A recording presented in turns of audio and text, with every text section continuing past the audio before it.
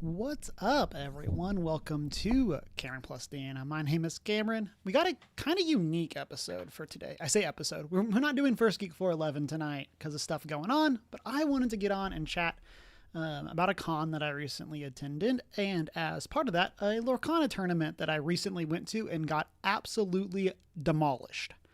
So we're going to do a little bit of a debrief. Some of this is going to be like copium for me. And then we are also going to just like chat, hang out, share some of the stuff that I bought at the tournament or at the con, and maybe kind of like chat Lorcana and then chat like con review, that kind of thing. And so, yeah, and then it's going to kind of just be a different vibe. We're going to just kind of see what we get up to with that. And Deanna, thank you for the lurk.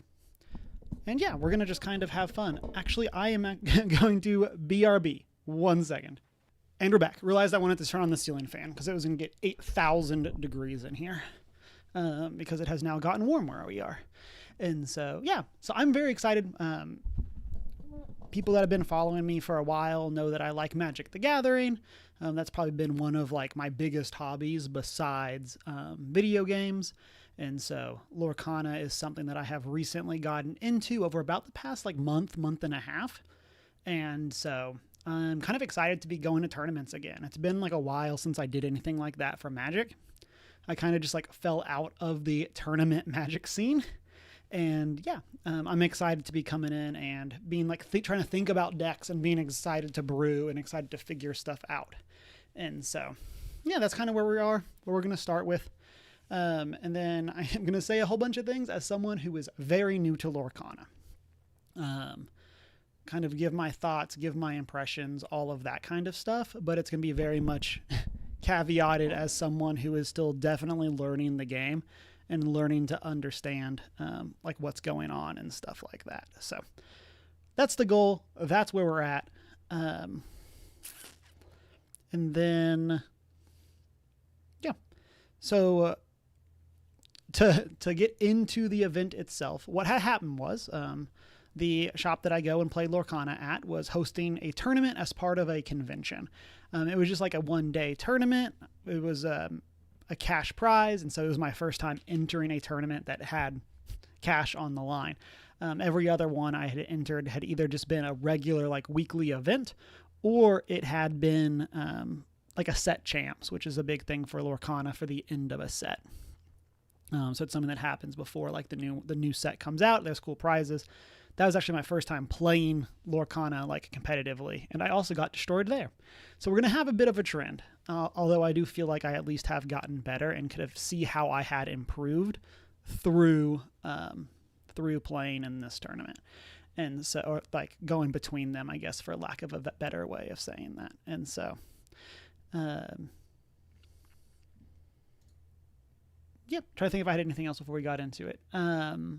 So yeah, I wanted to go. This was a big opportunity for me to just kind of play against more people. Like I still was definitely like getting used to the game, getting used to the vibes. And so this was one of my first times playing against others. I also want to call out, there's a brand new set of Lorcana that literally came out the day before the tournament. And so that kind of has dealt with some of the crazy stuff that was going on with it. Crazy in like a positive way. Crazy in just like a, hey, there's a whole bunch of new cards kind of thing. And so, yeah, as we go, people in chat, anything, let me know what you think. If you're playing Lorcana, let me know the vibes. If you have a favorite trading card game, hit me up. What do you like about it? I had a great chat at the con while I was waiting in line with someone who was actually kind of had the same thing happen to them in a One Piece tournament the day before. And so we definitely bonded. The Fluffy, how's it going? Welcome in. Hope you're having a good one. Got the BD1 looking adorbs.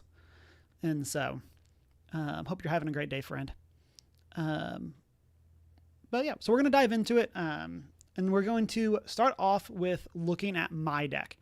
I'm going to make a general caveat for when we get to my opponent's decks. But yeah, we're going to start with looking at my deck, go from there, and kind of talk through it. So this is my deck. This is Dreamborn, which is kind of seems to be the prominent place to build decks. This deck is very rough draft still. There's definitely some struggles that I have been having with trying to find cards. Generally speaking, in life, I'm trying to be a lot better at shopping local. And so like there's a lot of cards that I could just order online, but I'm trying to support my local shops.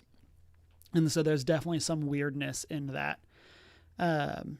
So yeah, I played Sapphire Ruby. The Fluffy coming in with a great question. Was the main color pair I saw? I did not play any repeating color pairs because I was at the bottom of the barrel. There was a lot of Ruby Amethyst. And I think in round 5, the winning in for top 8, there were 2 mirror matches of Ruby Amethyst. Or no, Amethyst Steel. Yeah, Amethyst Steel.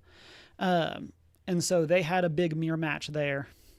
And then there was a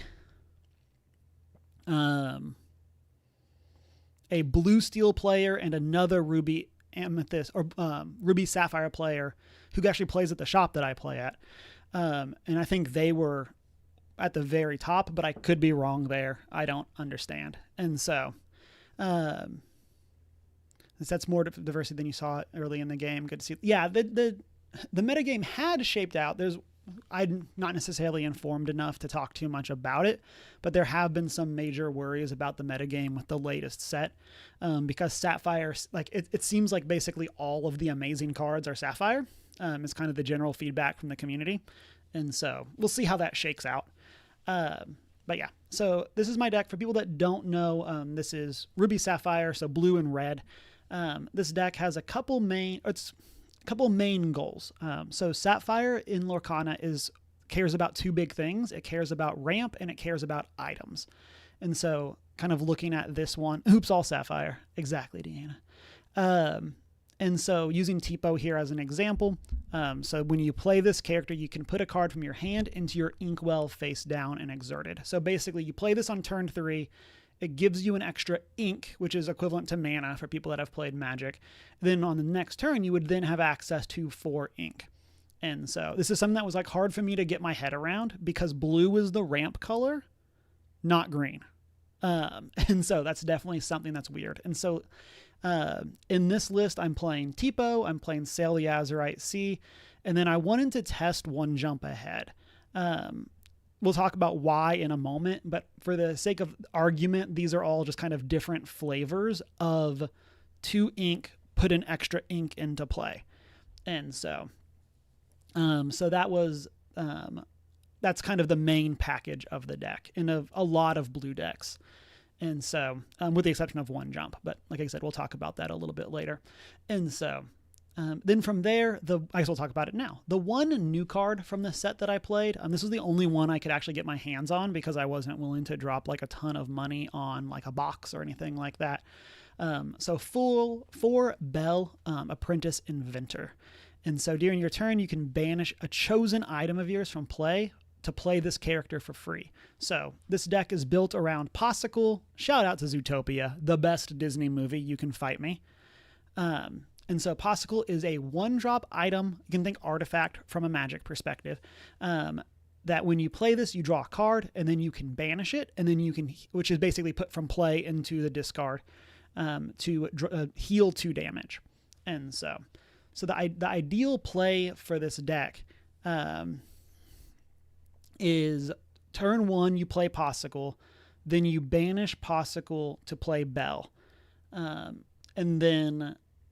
Or I said ideal. That's kind of if things go. And then how I was trying to build it. Then on turn 2, you play Tipo or Sail the Azurite Sea as your 2-drop. And then Lorcana have what are called songs. So songs are specific types of actions that your character can sing by tapping the character. And then a character, to sing a song, the character has to have a cost of that value or more. So sing One Jump Ahead, you have to have a cost of 2 or more. So my thinking here was, okay, turn 1 Popsicle into turn 2 ramp is already exactly what this deck wants to do. So by adding Bell and adding One Jump Ahead, I could turn 1 Popsicle to Bell, turn 2 sing One Jump Ahead and play Tipo or Sail the Azurite Sea. And what that would do is it would put me up to 5 ink on turn 3. And so once I inked my card for that turn, that was my goal. Turns out, just like in Magic, your curve matters. And I just did not really have enough to do on turn 5 to make that worth it. Like, I'm really only playing 1 5-drop in the deck. I mean, like, I have Merlin's Carpet Bag down here. But like, there just really wasn't anything I needed that extra ink for. So 1 jump aheads were bad. I've already taken them out of the current version of the deck. We'll see. I really like this card. I think it's cool that it's a song. But it was just not really where I needed to be. It did not help me. I think a lot of times I would have just been better off questing with Belle. Because the way that you win in Lorcana is in the bottom right-hand corner. Your characters have a lore value. That's the diamond thing. You win by getting to 20 lore. And so yeah, so that just like really didn't work. These slots could have gone to something else. In terms of what I had, I didn't necessarily love my other options, but this definitely should have been something else. And so, yeah, so that's kind of where we're at with the deck. The way the deck wins typically is through Tamatoa So Shiny, which is the reason I'm playing this deck, is because I think this card is super cool.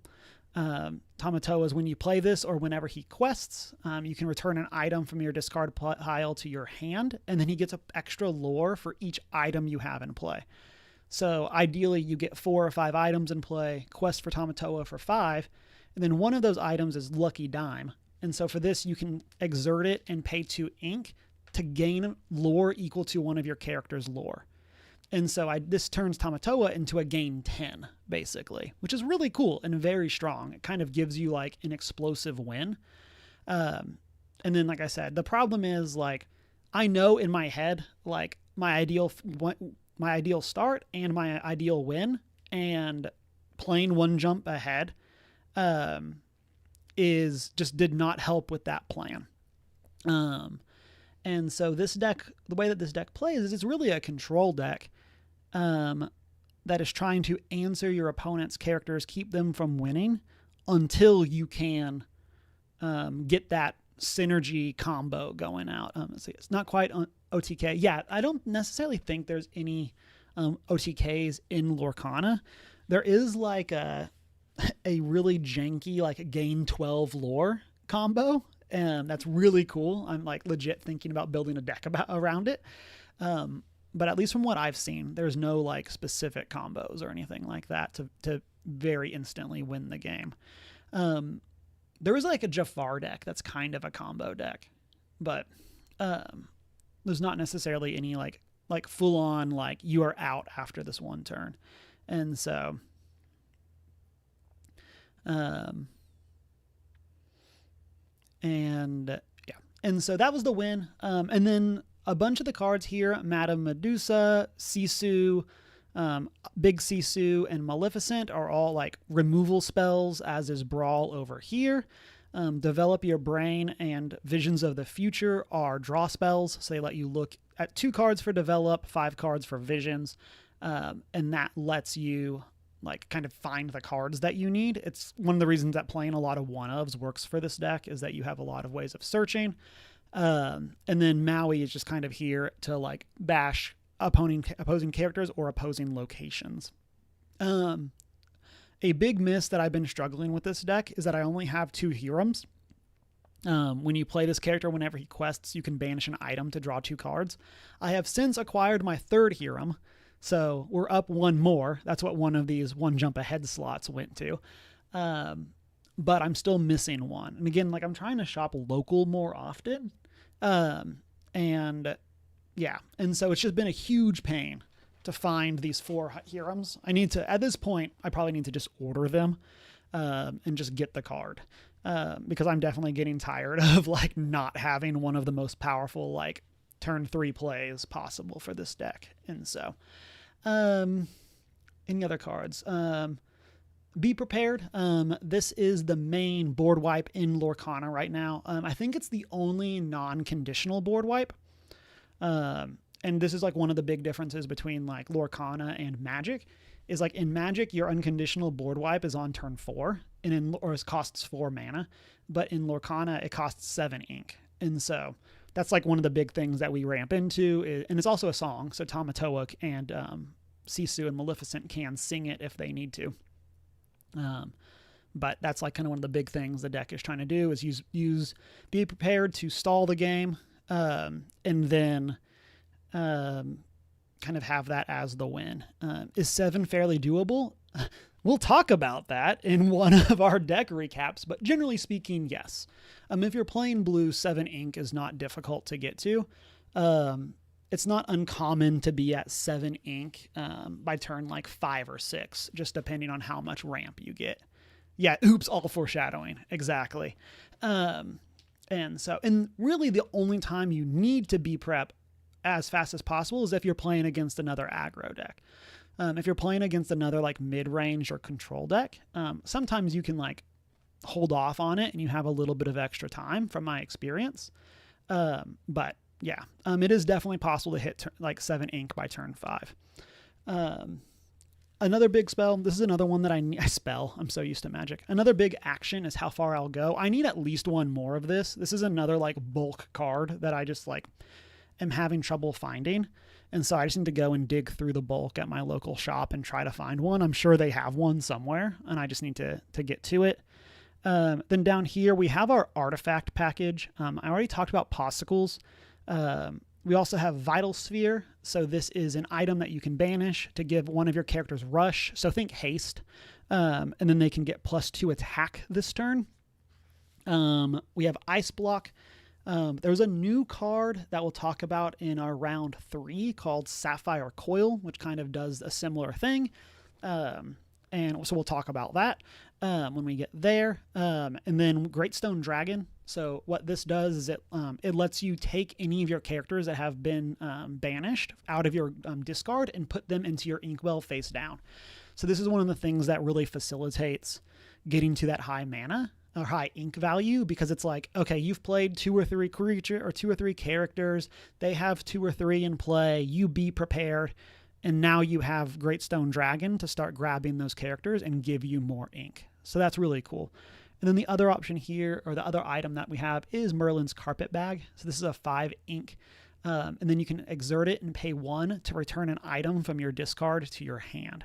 So what this lets you do is, because you can banish Popsicle, so you can banish Popsicle, pay 1 and exert Carpet Bag to get Popsicle back, and then play it to draw a card. So these 2 cards effectively read 2 ink, draw a card, which is really cool and can lead you to some like pretty crazy loops, especially if you have Hiram in play. So like you quest with Hiram, you banish Popsicle, draw 2 cards. Then you do this loop, you draw a 3rd card. You've already drawn a card for your turn, and so you're going up 4 cards a turn. And so there's definitely some cool stuff there. And it's a very interesting loop that you can do. And then the final card here is McDuck Manor. This is the only location that I was playing. It's a 4 ink, 9 willpower, which is a lot. It takes 9 damage to get rid of this. And then at the way that locations work, some of them have effects. The manor does not.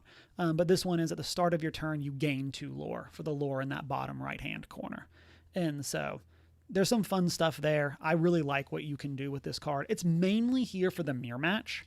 Just because it's very possible to like drop this on turn 3 when your opponent doesn't have any characters, and then through your like brawls like and removal characters and B preps, you can just kind of sit on this card and get like 10 free lore from it without having to do anything. And so there's some cool stuff there. So that's my deck. Again, this is very rough draft. And like I said, I've already made some changes at this with cards I picked up at the con. But yeah, so, so we'll say, I'll go ahead and get into it. So I went 1-3-1. So 1 win, 3 losses, 1 tie, which sucked. We'll talk about that in one of our rounds. My like wildest dreams for this was to get 3 wins. And I think I was close. We'll talk about it once we talk through the specific matchups. But I think I was close to hitting my goal. Like the tie really sucked. But like we'll talk about what had happened and where we were at with it. So they pretty disappointed with that result. I think again, I played well. I learned a lot. That's one of the most important things I think you can ever do is from a loss is like learn something. But yeah, it was pretty brutal, like hitting that final loss to go. And yeah, so we'll talk about it. Again, great players. I loved the group that we had. Everybody was super friendly. Loved the community that was there. It was a small tournament. The tournament recap on Melee says there were 22 players, and I finished 19th, so at least I wasn't last. And so yeah, we'll talk about the different rounds. I do want to say, people did have to submit deck lists to the organizer, but those deck lists were not public. And so, yeah, not last. Exactly, Fluffy. And so the deck lists were not public. So what I have done is I went through Dreamborn and I found decks that looked like the ones that I played against. So these are not the actual specific players. These are just random ones. And yeah. And so that's kind of where we're at with all of that. Yeah, exactly. I've been playing for like less than a month. I'm pretty happy with just like getting wins on the board. And like I said, I really was hoping for 3 wins. I was like not anticipating top 8 or anything like that, but especially because I wasn't able to get a lot of the new set cards that I was looking for. But with all of that, yeah, I'm still pretty disappointed, even though, again, very positive experience. So round 1, I played against this deck. Also, if you see me looking at my phone, I took notes after every round. So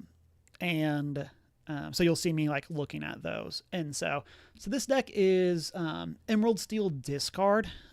This one was brutal. And I think part of that is that I really misplayed in this matchup. I haven't poked around too much since set 1. Are the cards consistently possible to get? Yes, it's much easier to get cards now than it was in set 1. And I know you also come from the Magic background. One of the things that I like about Lorcana compared to Magic for card acquisition is because in Lorcana, a lot of the value is absorbed by the enchanteds, which are the super rare alt arts. It's like supposed to be like 1-ish per case. A lot of cards are not that expensive. So like here, like looking at this deck, there's really 3 cards that are over $10. There's this Diablo, this Beast, and Strength of the Raging Fire. And that's really it. Like the rest of this deck is not that pricey. And like those are important cards. That's why they're like sought after. But like, it's one of the things that's like super interesting. And like another thing that separates it is like a lot of commons and uncommons are still very playable. Like Smee is super good. Going back to like my deck, like, I mean, one of the best cards in this deck is Possicle, which is a common. Like, so like there's a lot you can do to like acquire cards. And that can definitely make it better. And I'll also say, I feel like the power level of decks are much closer than they are in Magic. There's definitely a meta. There's definitely tier decks, but like, I feel like when I was getting into Magic and I was playing budget decks, I was just getting crushed.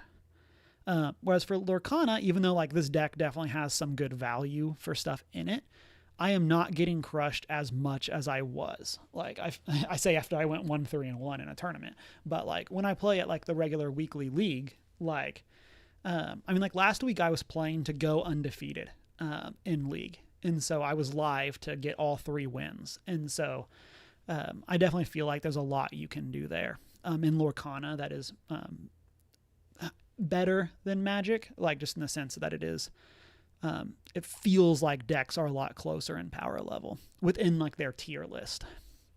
So this deck is built all around discard, and guess who completely forgot that cards existed? This guy. So I had seen them play cards in the matchup, like they'd played Diablo, which is like lets them look at your hand.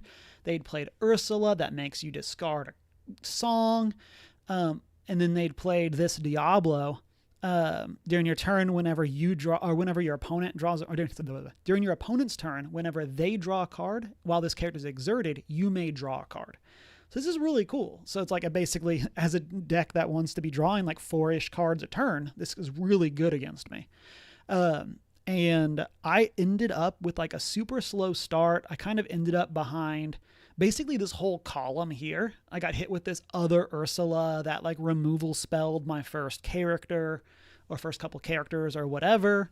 And like, I kind of just got like behind that, and I completely and they had a beast tragic hero. At the start of your turn, if this character has no damage, draw a card. Otherwise it gets 4 attack. So I was kind of like behind this, like it's probably turn 5 or 6 in the game. Like I'm definitely behind. And they had played this deck is also super confusing to play against as a new player, because a lot of the cards like look very similar. I think they had sung this card. So return a character to their player's hand, then that player discards a card at random. And I had no cards in hand. I'm like, okay, I drew a little Sisu. So I drew this one that banishes a 1-cost character when it's played. They had no 1-costs on the board, so I kept it in my hand. It was my first time playing against this color combination, I should say, as well. So it's the only card in my hand. My opponent, I think, only has maybe 2 or 3 cards. Plays Prince John. So it has ward, so it can't be targeted by except to be challenged. So they play this when an opponent draws or discards 1 or more cards. You may draw a card for each card discarded this way. So they play this. They play Sudden Chill to make me discard my card. That, I'm pretty sure, then draws them into another We Don't Talk About Bruno, which they use to bounce the other character I have in play to then make me discard it. And so like Prince John has been like, I don't know, like a 3-for-1 basically, in terms of like they used 2 spells. They got rid of 2 of my characters and then drew 2 cards. So like I'm now just like super buried behind the value of this card that I completely forgot existed. And then worst of all, like it has ward. So even if I even if I would have played differently, like I couldn't have targeted it with Sisu. And so, yeah, it was discard comes with the draw engine. Yeah, it's crazy. And so like that was just brutal. I got buried behind that. And then I'm trying to think if there's anything else. They inked the new Pete. Did not get it played against me. And then, yeah, so like that was game 1. Completely destroyed, like demolished. I got some lore on the board. I didn't write down how much. And then, yeah, just like, yeah, it was just really brutal. It was a very hard way to start. Like, opponent was great, super chill. I really appreciated them going easy in terms of like, hey, I need you to explain your cards to me. Because again, like Sudden Chill, We Don't Talk About Bruno, Hypnotize, like all of these, like it's hard to keep track which ones do what. And so I was definitely doing a lot of like, wait, what's that card? And so imagine if Duress or Seas drew a card also. Yeah. And so this player, he was super nice. He was like, I don't want to play this deck, but I feel like this is one of the best decks in the meta for the tournament. I'm like, I don't blame you. They ended up going, I believe, into the semi or into quarterfinals, and they won their quarterfinal. I think players drew after that. I pieced out as soon as my final round ended. But yeah, I think they played in the semis or in the quarterfinals and went on to the semis. And so that was super cool of them. Very cool. Like that seemed to be a great choice, exactly as they thought it was. But yeah, that game 1, I like the idea of a community like that. Magic can have it, but not always. Yeah, I've loved the Lorcana communities that like the weekly one that I go to, and then anytime I've played with other people, it has been great. Like there were different people at this one. There was different people at the set champs that I went to. Very cool community. Oh, I should also say, Fluffy, I'm going to show off some stuff that I picked up at the con after we talk through all the decks, and I think you're going to really like it. I have posted it in some Discords, so you may have already seen. But I am going to show off some stuff I picked up at the cons. And so, so that was game 1, completely brutal. Game 2, I think I really aggressively mulliganed. I don't remember exactly what happened. I think my initial draw had no ramp and no pos. It had one playable card, or one good early drop. Gotta go grab feedback. Sounds good. Had one playable early drop, and then was just completely garbage. And so I mulliganed 6 cards, and did not hit anything great. It feels like it was really a non-game. And then I think they played another I think what happened was they played Diablo. Then I played a Sail. Or I played a Tipo, or I played a Sail. I played a 2-mana ramp card with no songs in hand and drew 1 jump ahead. And then on the next turn they played Ursula. And then from there, they played something on their turn 3. And then on turn 4, 5, and 6, they played 3-peat game referees. So when you play this character, your opponent can't play actions until the start of your next turn. So it was just, don't get to play, what is this? 23 cards out of my deck were completely turned off for 3 turns. So that was brutal. And the worst part was, on the final turn, had I drawn a Be Prepared, I might have been able to get into the game, but that was the 3rd Pete that they played. And so I was just completely locked behind, not being able to play. And so that was just, and I'm remembering what had happened on turn 2. So on turn 2, I could have played 1 jump. Locke, how's it going? I could have played 1 jump, but to get a card in my inkwell, but I played Tipo, so that the next turn Tipo could sing 1 jump. And that was how they got me with Ursula. That was it. And so that was another brutal loss. 0-2 at the start of the tournament. 0 wins on the board in that match. Definitely sucked. Breakdown's going, man. We're having fun. That's what we're here for. We're on our very first round. We're just wrapping up first round and our first loss of the tournament. So overall, again, one of the biggest things I think you can ever do when you're playing a new game is at least learn something. I have a Prince John. I have read that card several times. I had read, I knew what Diablo did. I played against Pete several times. But this was my first time playing against this color combination. I've played against green or against emerald, and I've played against steel, but I've never played against this specific deck.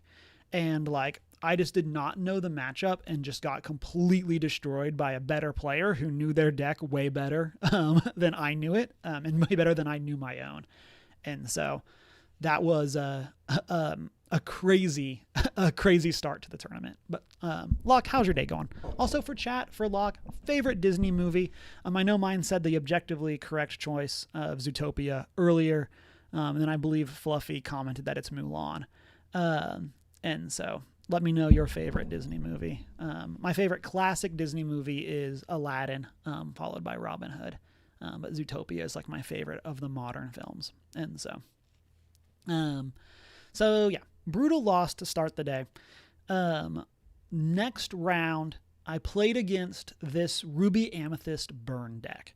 And so for people that don't know what burn means traditionally in games, is there are cards that try to win without playing creatures or characters in the case of Lorcana. So this deck is built around back from Adland. Let me know your favorite Disney movie, Locke. That's what I want to know. So this deck is built around Thievery, which makes an opponent lose a lore, then you gain a lore. And then it has Gather Knowledge and Wisdom, which when you pay to gain 2 lore. Then they have Pirate's Life, so an opponent loses 2 lore and then you gain 2 lore. Part of my family, gain 1 lore, draw a card. I think my opponent said specifically that that she was not playing This Is My Family because it was part of the new set and she hadn't had a chance to get them yet. And so I think she said that she wasn't playing any set 7 cards. And so that's like a big lore package for this deck. This deck also plays Merlin Goat. So when this enters or leaves play, gain a lore.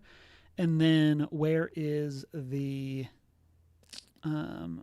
this deck does not have the Madam Mim. Okay, so 1 second. Let me go here, edit. This is another thing that's really confusing. A+, like, flavor, but there's, like, what is it? This one's an enchanted, so that doesn't count, but there's 8 different Madam Mims. They're all purple, and it is so hard to keep track of which is which. And so there's Madam Mim Snake, which is when you play this character, you have to banish her or return a character to your hand. And then there's Madam Mim Fox. To play this, banish her or return another character to your hand. And then this one has Rush. And so this list, I don't know if it has... there's like a 1-drop. It might be a Maleficent that gains 2 lore. Again, these decks are not my actual opponent's decks. These are just ones that are similar.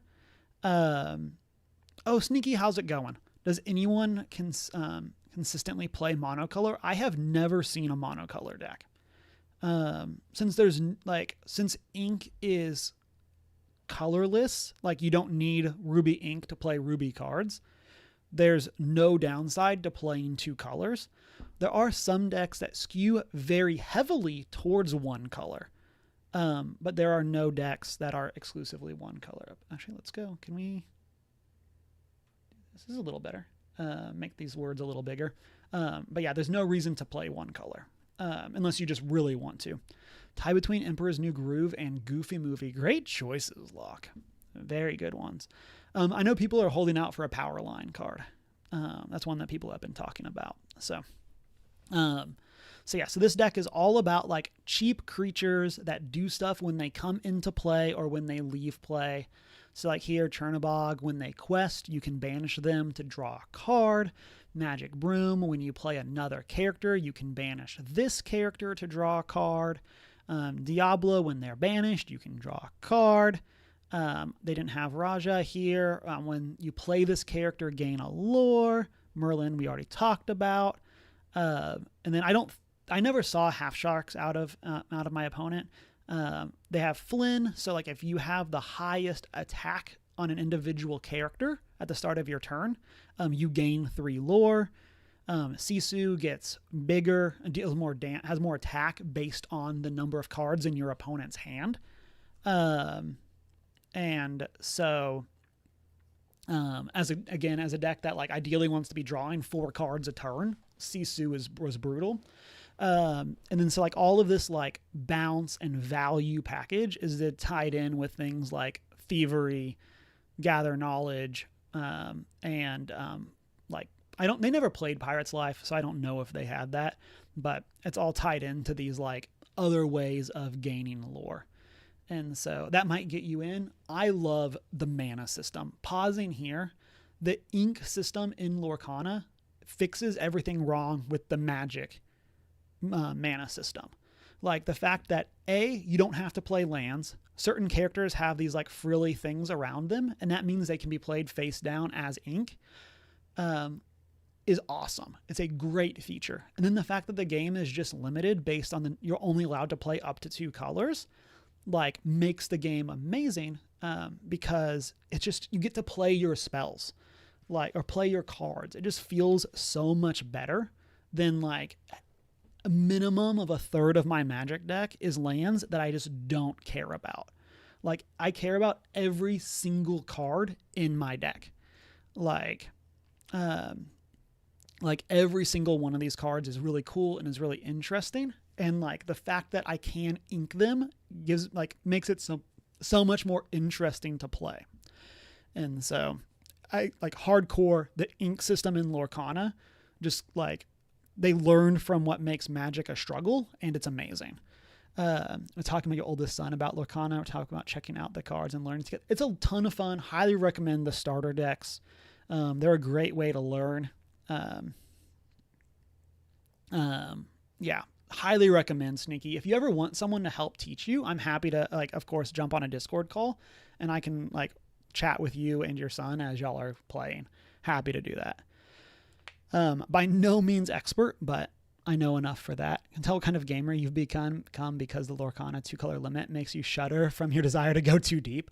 But it's probably objectively right to have no more than 2. Yeah. Again, highly recommend like that system. I thought it was going to be weird as well, Fluffy, but like it's kind of similar to like the idea of like your commander color restriction matters. Like that's such an important part of like commander and is what makes commander interesting. And then Lorcana kind of has the same vibe.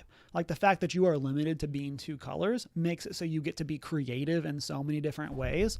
And I'd much rather have this system than have like ink color matters. Yeah, sounds awesome. Yeah, Sneaky, 100% in. Let's find a time and happy to do it. And again, set 7 literally just came out. Should be in big box stores. Like, I don't know if it's this weekend or next weekend, but like if you have an LGS that has decks, like they should have stuff like that. And so, but yeah. So back to this matchup. Game 1, I managed to be prepared and I finished my opponent. She was also playing Super Goof. That was an important part of this one. Super Goof. And so game 1, I think I stabilized at 16. I quested with a card. She played Super Goof. And so regardless of how the challenge goes, if you challenge with Super Goof, you gain 2 lore. And so she attacked into my character. Super Goof died. That put her to 18 lore. And that locked me out of questing because I would lose to another Super Goof. So I then had to try to like build up my board around that. And then eventually she drew, I think it was a Thievery. She drew a Thievery. That put her to 19 lore. You need 20 to win. I hit Lucky Dime. I was able to Lucky Dime, gain some lore. And then on my next turn, or on her next turn, she top decked a blank. Like it wasn't any of the cards that would have burned me. And I was able to finally play a Tamatoa, Lucky Dime it, and get like the 10 lore thing that I was talking about earlier. So got my first game win of the tournament, like feeling better about myself, like just because I have gotten that. And then we turn around to game 2 and she completely destroys me. The game itself like had some different, like definitely had some back and forth. But I got locked behind 2 Flynn Riders that like I don't think ever gained 3 lore, but basically just made it so that I had to play very suboptimally to not be giving her 6 lore every turn. Because like she had played a 1-drop, played Flynn Rider. I finally drew my item to play Belle, because Belle, if you recall, is a 3/3, so Belle has more power than Flynn. So like on turn 2, instead of ramping, because of course I didn't hit Sail, I think I hit Tipo. So on turn 2, instead of ramping with Tipo, and I have to play my Popsicle, then banish it to play Belle. So I like wasted an ink there. And so I just kind of ended up behind. She then played the Madam Mim. She played Fox that has 4 attack, and she wasn't able to attack into me, but just let her bounce one of her, let her quest with her 1-drop, then bounce it back to her hand. So like that was brutal. And then I played something. I don't remember what it was. because like I don't have a lot of ways around that, but I feel like I somehow kept her from gaining lore. But I don't remember how, because none of that. Maybe she gained 3 lore there. That might have been the one trigger from Flynn that she got. So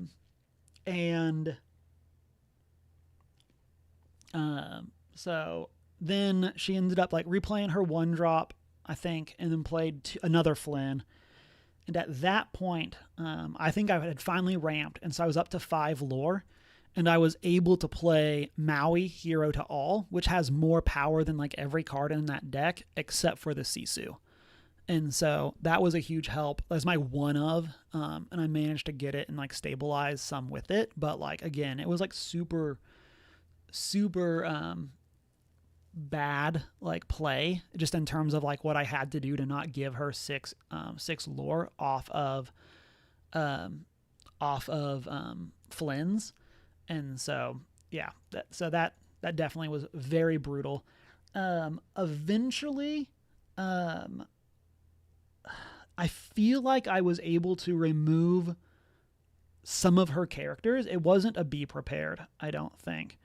But I was able to like remove some of her characters, but she just had way too much value. And I think she like quested for like 9 in 1 turn. And it was like, oh, cool, I could stop stuff. But she was at like 15 lore or something like that. So yeah, I just like got locked behind these Flynn Rider frenemies and just could not get out from under them. And so game 2, I feel like was kind of the opposite. So like there were no Flynns. I think I was able to like finally like Sisu, little Sisu to remove a threat, like get up to Madame Medusa to remove some other ones. And then my note for this game says double Tamatoa value. And let me tell you, like when Tamatoa can gain like 5 or 6 lore in 1 turn, if you can get 2 of them going on the board, man, that feels good. And I think I had back-to-back turns where I had a turn where I had both of them. I quested with both. And then she was just not able to get both of them off the board based on the characters she had. Because I think in this one I had hit like a turn 5 B prep as well. And then so I had stabilized super hard. And I don't know what her final lore was, but I think it was like low double digits, like 11 or 12. There was no legend rule. You can have multiple of the characters. And there are also like different versions of the same card or of the same character. So like here I have people call it little Sisu and big Sisu. And you can have 4 of both of these. You're not limited to like 4 total Sisus. It's 4 of the specific card. And so yeah, so that game like felt good. I got my first game win and got my first, and spoiler, only match win. And so that was pretty great. This is a really like hard deck to play against, because like the way that my Ruby Sapphire deck works is it tries to stabilize against the aggro decks. And because this one has so many things that gain lore when you play them, it's like super hard to get ahead of or to stay ahead of. And so I got really lucky in game 1 to have won at 19 lore, and then got very lucky in game 3 that I was really able to just stabilize and sit there. And so that was great. So got my first win, had a good time, learned a whole bunch again. Again, shout out to this player as well. They did a great job like talking things through with me, especially because like I don't want to be the player that's like, well, in Magic it works this way. So like with Sisu getting smaller as I played cards out of my hand, like when a lot of my characters that banish things are in like even my action of Brawl that banishes things, it's based on the size of the character. And then I also had I don't know if we talked about it. We have Ice Block, which you can tap to reduce something's power by 1. There was just a lot of like talking through the lines and trying to make sure that I understood what was going on. It's like, help me banish your creature kind of thing of like, okay, so if I do this, I can then do that. And then, okay, I can get Sisu off the board this turn. And so really appreciated her being patient with me as I continue to learn the game. I have played against the purple package in this deck before. I don't think I had played against like the red version of this deck. And so that was definitely something interesting and another new deck for me to play against. And so this one's super cool.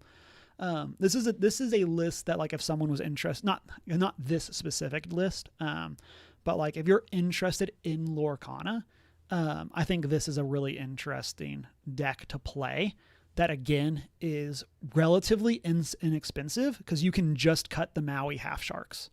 Like this is like if you want to like even just take this list itself, like this says that the value of this deck is $176.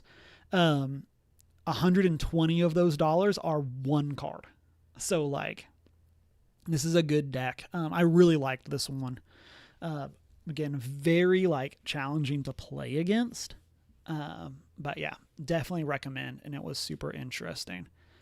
And then, oh man, round 3. Let me tell you about this slog of a match. So this is another control deck. And so whereas my deck is built around like ramping into big characters and like controlling the board, this deck is built around ramping into big characters and then making your opponents either draw a bunch of cards or discard a bunch of cards. And so, and again, this is not the exact opponent's list, as I've said before, but this is definitely the vibe of it. And so, like, they have this Clarabelle that they can use to banish an item, which I'm playing an item deck, so that sure is good against me. Muse, so whenever you play this song, you can return a character with 2 attack or less to their player's hand. Man, sure, a good amount of my characters are, like, low like that. I don't know if they were playing that Baymax. They were playing not this enchanted version of this genie, but they were playing this genie. So whenever you play them, you can return a character to their player's hand. This Clarabelle, again, I don't think they were playing the enchanted, but at the end of your turn, if chosen opponent has more cards in hand than you, you may draw a card until you have the same number. Yes, Baymax has several cards. Like, shout out this again. I didn't see this Baymax card, but I do have one IRL, and it's a super fun card. I played this in my deck as like a hole filler for a while until I could find some other stuff. They have Tipo, they have Grandma's. Here's another Baymax. So this is a new card, and it has Universal Shift. So we haven't talked about Shift yet. We did see it actually in our deck. So Big Sisu has an ability called Shift 6, which lets you play them on top of another Sisu card for 6 instead of paying the 8 to play them normally. Or you can pay the 8. But like, so the idea here is like, okay, you can play Little Sisu on turn 3, banish one of their characters, then kind of eventually go in and like, yeah, kind of emerge. Yeah, that's a good example there, Fluffy, of like, now Sisu like becomes this bigger version of herself, and you still get the play effect, but it's cheaper. And so this Baymax is brand new to the game with the latest set and has Universal Shift, because normally you can only shift onto the same character. But the flavor here is, of course, like this is a Baymax as a suit of armor. You can still see like little Baymax on the inside of the art. I'm sure it's hard to see on stream, but like there's a chair in the middle. And so the idea is like, that's where the character that shifted into Baymax sits. So like, that's really fun. And then when you play them, if you used shift, you can remove all the damage from him, from now Baymax. And so that was really cool. I didn't see that one. This Peter Pan was bananas. So this character enters play exerted, and when this character is exerted, each opposing character can't gain lore unless one of their characters challenges this turn. But the way that locations work is you gain that lore at the start of your turn. So this Peter Pan completely shut off my locations in this matchup. And then here they have Sail, Card Draw, Bend to My Will is a 7 ink. Your opponent discards their whole hand.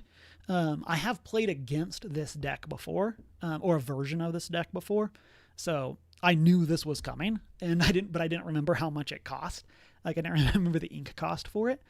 They also have Heffalumps and Woozles, which makes it so you can't quest in your next turn, and then they get to draw a card. Here you can draw 2 cards, then discard a card. You're welcome makes it so you shuffle a character, item, or location into your deck and then draw 2 cards. So you can use this on your opponent to get rid of a big threat, but they replace it with 2 cards.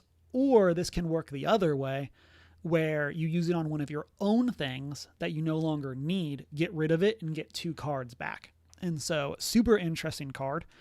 And then it is a song, so it can be sung instead of paying the ink for it. How far I'll go for more ramp. And then I never saw Under the Sea, so I don't know if they had that one. And I never saw McDuck Manners. And so this was a super interesting deck to play against. This person and we went to time. So the idea is each round, I think, was 50 minutes. Then at the end of 50 minutes, you go to turns, and you have effectively 5 total turns to end the game. So we'll talk about that for the final round. But so for game 1, my opponent had a very bad draw. That's what he was saying. I don't know exactly what it was that they were like struggling with, but like they did play like a Clarabelle. They got some muses going. I think they got some, like they played a grandma, like I am. And then like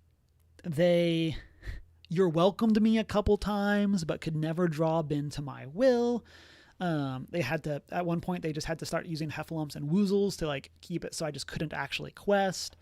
So they just had a pretty rough draw from what they were saying. And I just kind of like controlled the board, gained a bunch of lore, and won. It really wasn't anything too crazy. But yeah, my deck just kind of functioned and theirs kind of didn't. And so that was game 1. That probably took, time is important in this round. That probably took like 10 minutes, 10 of the 50 minutes for game 1. We then went to game 2, and this was a brutal slog of a game. I think we just like traded removal spells for the first like 10 turns of the game. Of like we both ramped. Then I played Sisu to destroy his Clarabelle. Then he played another Clarabelle to destroy one of my items, and then played Muses to bounce his Tipo so he could replay Tipo. And just like there was just like a lot of like picking up cards, putting them back down, or like just taking cards, putting them straight into the discard. Like there was just a lot of that in this match. Eventually, they got Peter Pan on board with this Clarabelle, and I, for the life of me, could not draw any useful cards, but I had a whole bunch of cards in my hand. And so, I just like kept getting locked behind the amount of ink that I had, and I just couldn't ramp more. This was also I think this was the first game I got it in game 1. Where I got the turn 1 Possicle into Bell into both 1 jump ahead and another ramp spell. And it kind of solidified the, like, I don't know if this is worth it vibe of, like, because I think I had it again in this one, and it just, like, really, really just didn't go anywhere. And I think I ended up, because this game went so long, I think I legitimately ended the game with 3 cards in my deck. I think my opponent had 5 or so. And so like I got to the point where like I can't play more 1 jumps. I can't play Possicles, like, and I had 2 Tamatoas in my deck still, but they were like the bottom 3 cards, and it was just super brutal. They also hit me with it wasn't a completely backbreaking Bend to My Will, but I think they did hit one of my Tamatoas as well as a Lucky Dime and a Be Prepared. I think is what happened. And I think there was like a 4th or 5th or 5 cards in that one.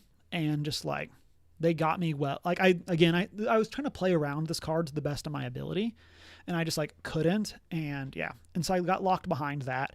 And then again, eventually I got a good amount of cards back, but they were drawing so many off of Clarabelle and then using Peter Pan to shut down my, my location that like, I just really couldn't get going anywhere. This game took 35 minutes. So first game 10 minutes, second game 35 minutes. We go into game 3 with effectively 6 minutes on the clock. And we both attempted to play as fast as possible to see if we could get it through. And I had a pretty good start. I think that there's like, why are some decks 61? I don't know. For some reason, a lot of Lorcana people put 61 cards in their decks. And kind of as I said a couple times, these are not exactly my opponent's decks. These are just decks that are similar in the vibe. So like, I don't know why people do this, but yeah, I've seen this in a handful of places with Lorcana. And people that I have played with in real life, no one does this. It's fine, but not a thing because some of what I see on Dreamborn is 60. Yes, it's the same thing that happens in Magic sometimes, where like sometimes in your Magic deck, you do play one more card, but like the number of times that you do that is minuscule compared to the number of times that I feel like I see decks like on Dreamborn that play 61 cards. And so I don't know if people are doing kind of like what I do, where there's like, hey, this is just like my current version of the deck. And there is no sideboard, correct? But yeah. And so I don't know why so many decks on Dreamborn have 61 cards. But yeah, for some reason that's a thing on Dreamboard, or Dreamborn.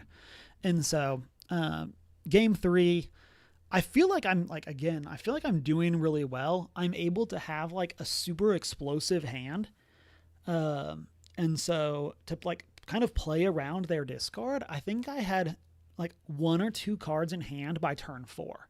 Like I had a whole bunch on the board. I had ramped a whole bunch.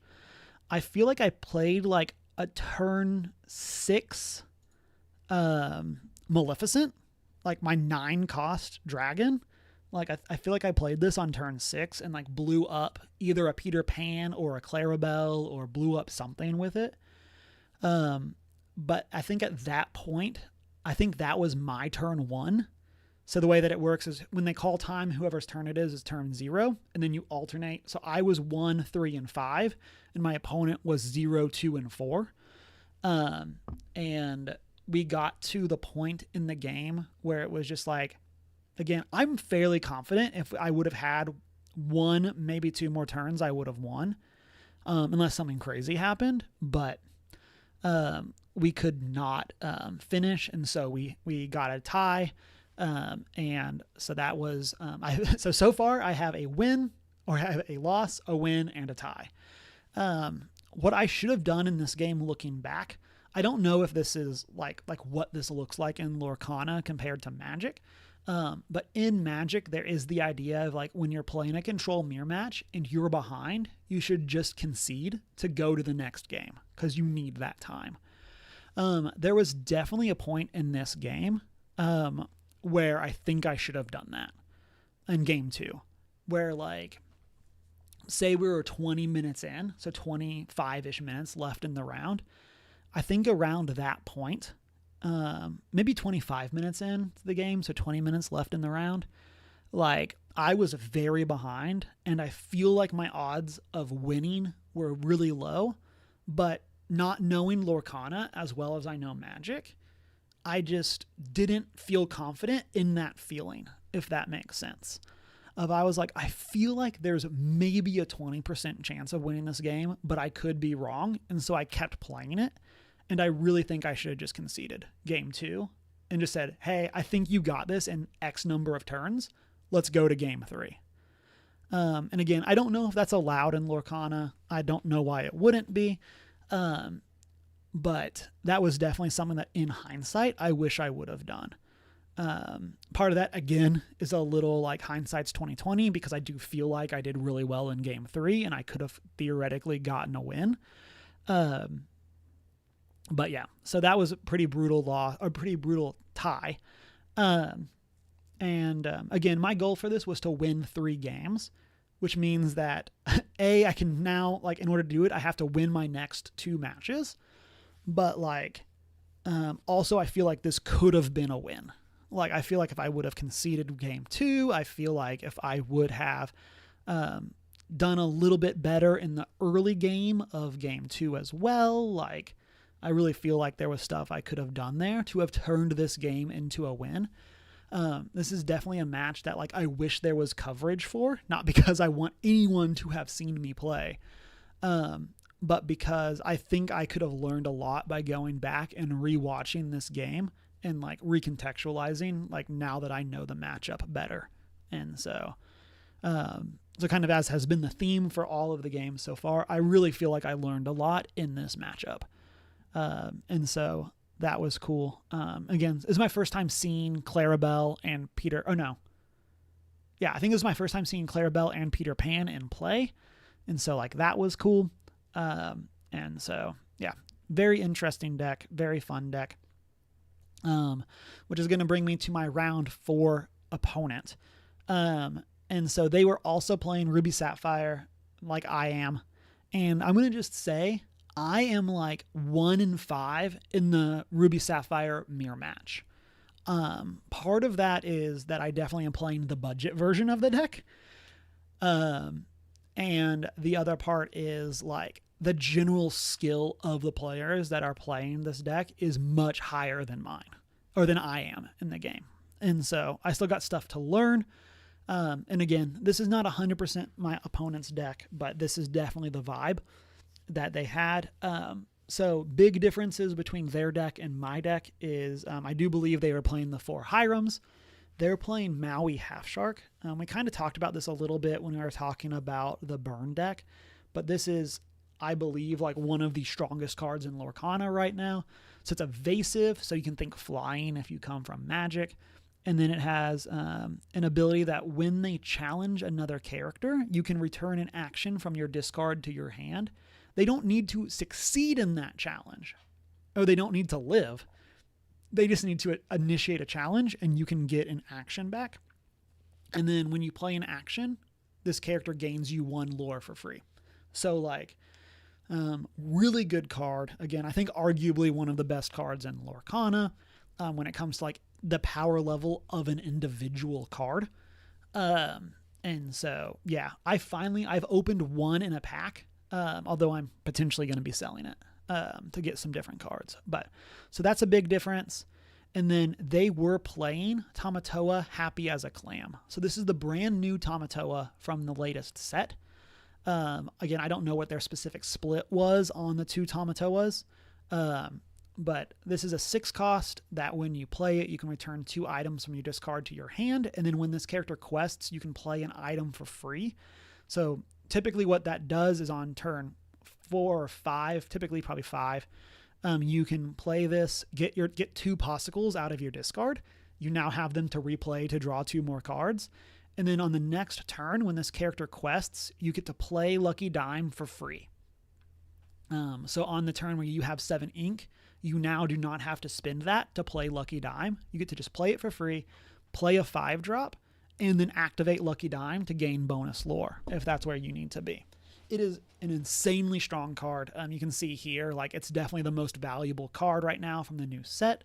Really hoping that price goes down, because I would really like some of them, and I would really like to not pay $70. So that's, like, one of the major differences there. And then the other major difference is Sapphire Coil. So I now have this card. I did not have them when I started out the tournament, and I didn't want to change. That is the per card price. Yes. Yeah. So these are each individually are like $70 right now. Yeah. And again, generally speaking, Lorcana value-wise is a much easier game to play than Magic is. But yeah, like, I mean, like, this deck is like a $500 deck. And so, this is something that, like, is super strong and super good, but yeah, is just kind of brutal, on the wallet. I had hoped to open some Tamatoas, but I didn't want to, like, buy a box necessarily, so I bought a trove and opened garbage.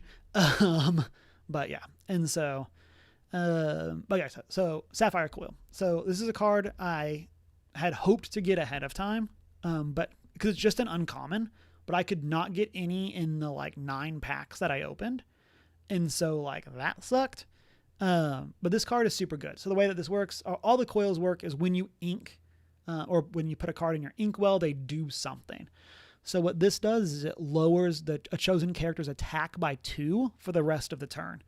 And you may remember from our previous conversations, Brawl, Big Sisu, and Little Sisu all banish creatures based on their power.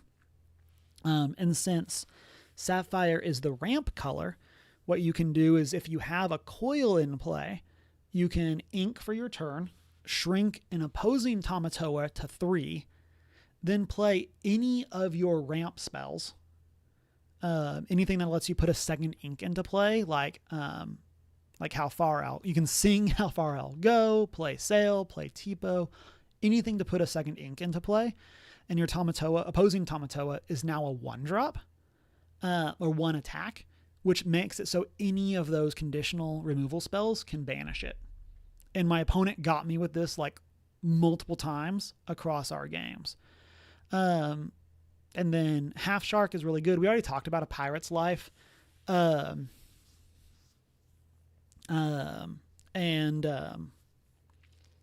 so like that's super interesting. And super powerful because like, okay, so like you can have Maui Half Shark sing A Pirate's Life to effectively gain 3 lore and have your opponents lose 2 because Maui gets an extra. Or you can play Pirate's Life normally by paying 6, then attack with Maui and get Pirate's Life back out of your graveyard. What do I think of Bell? We'll talk about Bell in a moment, Fluffy. Because I do have a Bell Mechanist Extraordinaire. And so I'm going to lure, gotta start cleaning. Have a good one, Locke. I will catch you around. Glad you could come by and listen to me chat Lorcana. And then trying to think if there's anything else. Nothing else specific here I want to call out. Again, I'm like 1-4 in this matchup.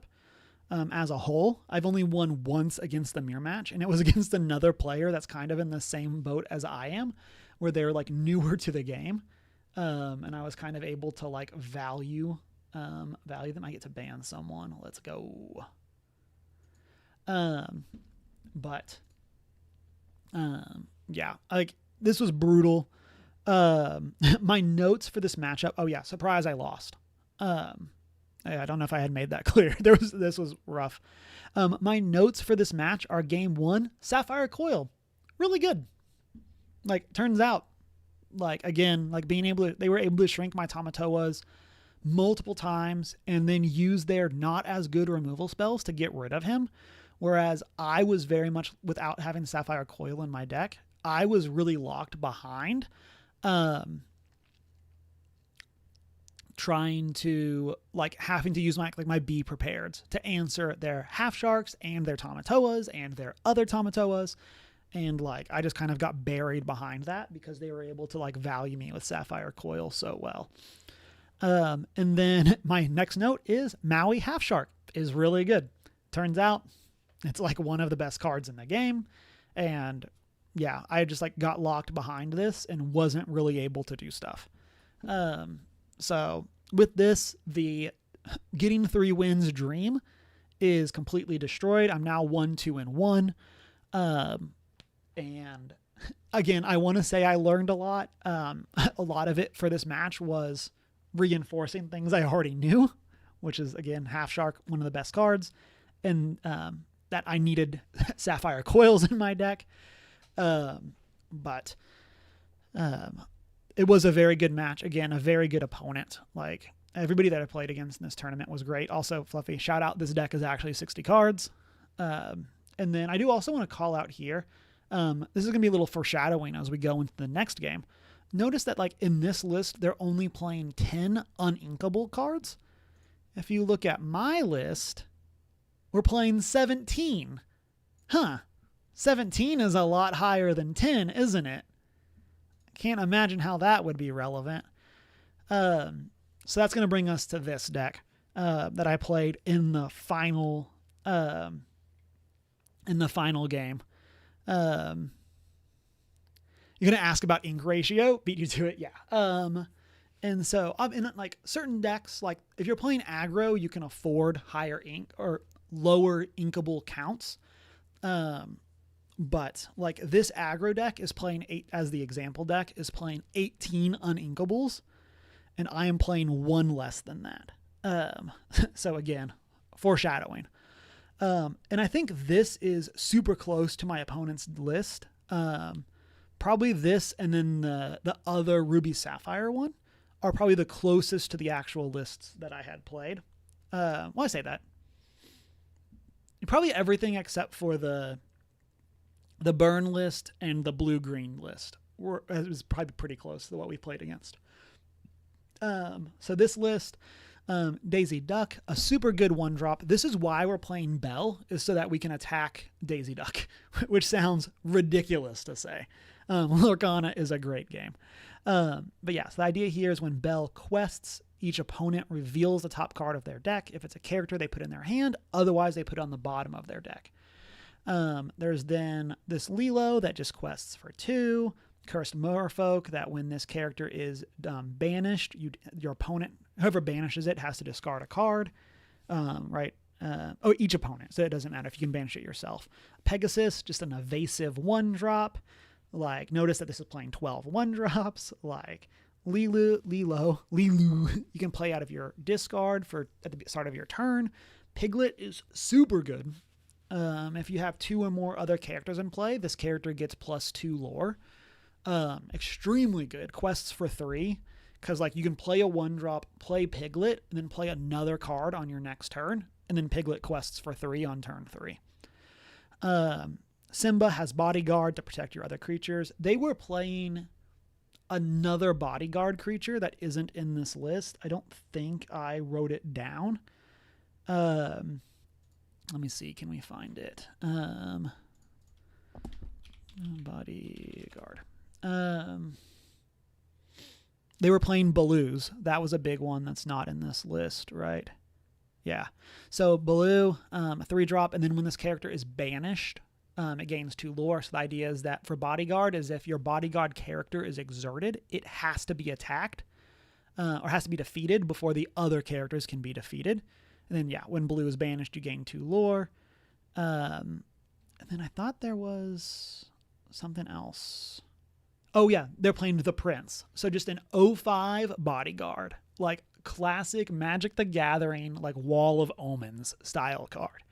Like, what does this do? Has a lot of defense, and it just sits there.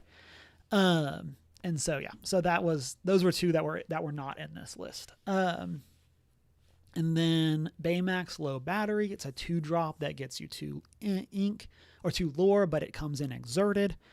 I didn't see Gazelles.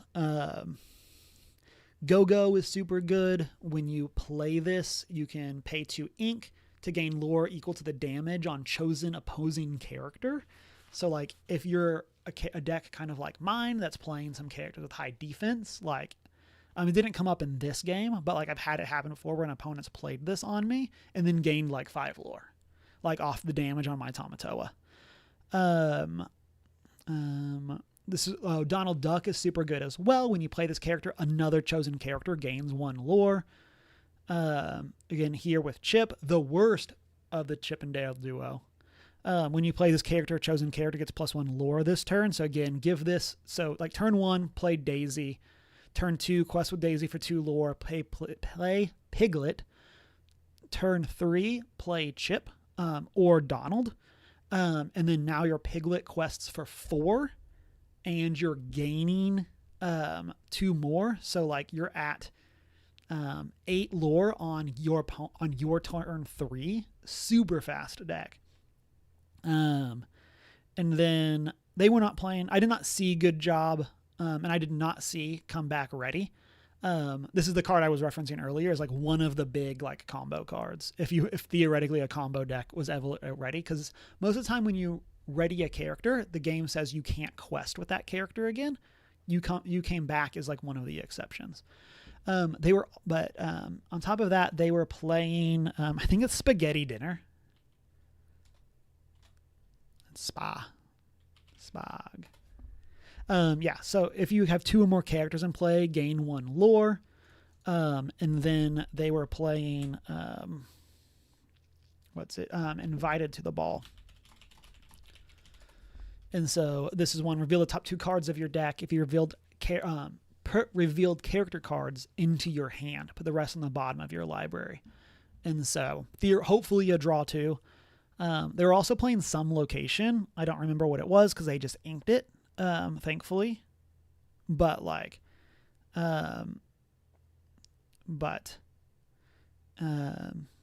yeah. And so this one, game 1, my note for this is typical control win. Like I put no B prep. So like I didn't even wipe the board in this game.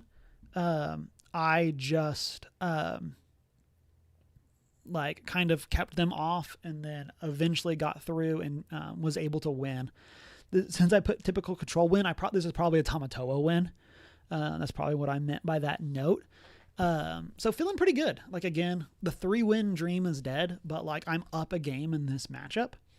And then we went to game 2 and I had made mistakes so far in this tournament, but most of them were based on not knowing the possible cards. Like again, in game 1, I misplayed because I didn't think about Prince John. Like I'm new to the game, can't fault myself for it. In game 2, I had the biggest misplay I think that I had the whole tournament, and I immediately realized what I did wrong. I even talked to my opponent about it. So what had happened was, my opponent had a Daisy Duck and a Cursed Merfolk in play. Both of these are 1 or less power, which means that Little Sisu can banish them. So I play Little Sisu, what do you banish? So I went and banished Cursed Merfolk because I had extra cards in hand, and I was like, I don't want to deal with that.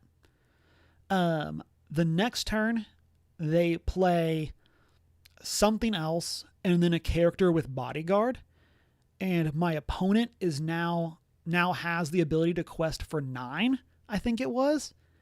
And I have a Sisu on board. Currently, Fluffy, there's no rotation in Lorcana. Presumably we'll have something like that eventually, but right now there's not. And so the mistake here is that I should have banished Daisy with Sisu because Sisu is a 1/1 and can defeat Cursed Merfolk. I don't know if this would have won me the game by any means, but I had a Brawl in hand, which made it so I could have killed their Bodyguard character. Let's say for the sake of argument, it was the Prince. And I just couldn't played Sisu on ice. I don't know what you mean, Supa. But yeah, if you want to expand on that, I am new to Lorcana, and so if this is a common thing, I just do not know it, and happy to learn. But yeah, so I misplayed that banish off Sisu, and like I said, I don't know if that cost me the game, but I definitely think I would have at least had another turn, potentially 2 more turns, if I would have played it correctly. Because like I said, I could have taken care of their Bodyguard.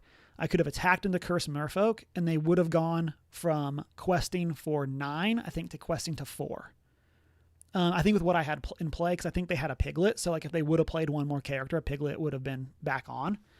And so I don't remember if I was factoring that into that math, but yeah, so that was a horrible misplay. Like I said, I even talked about it with my opponent after it happened. And it's something that hindsight's 20/20, but I feel like I was definitely waffling between which one of these I was going to hit with Sisu.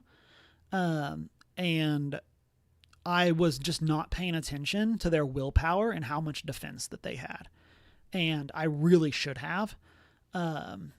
And so that was something that again, in terms of the misplays that I had in this tournament, this was the biggest one that I had, and I feel super bad about messing it up. But you live, you learn. Like, that's the most important part. And so now I know of that which way to play that in most cases. Sisu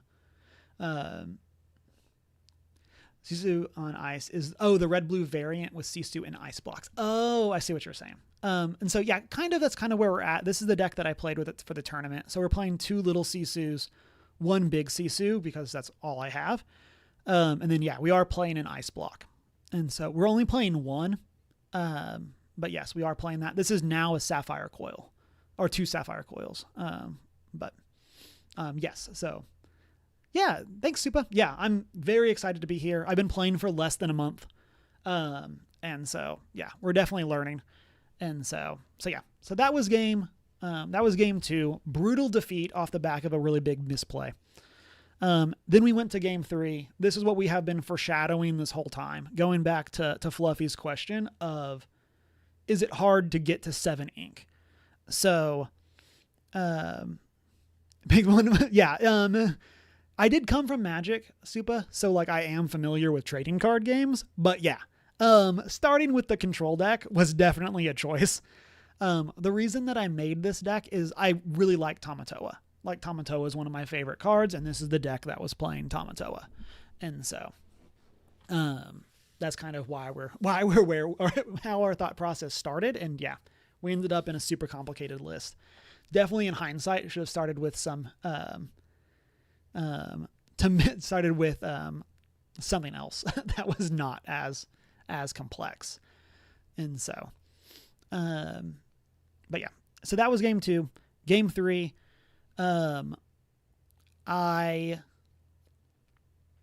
what happened? Oh, this was another difference in this list. They were playing, I think she was playing Ursula's Deceivers. I think this was like a 1 of or 2 of, because I only saw it this in game 3. But I'm at like 4 ink. I think I'm at 5 ink. My opponent plays Ursula's Deceiver.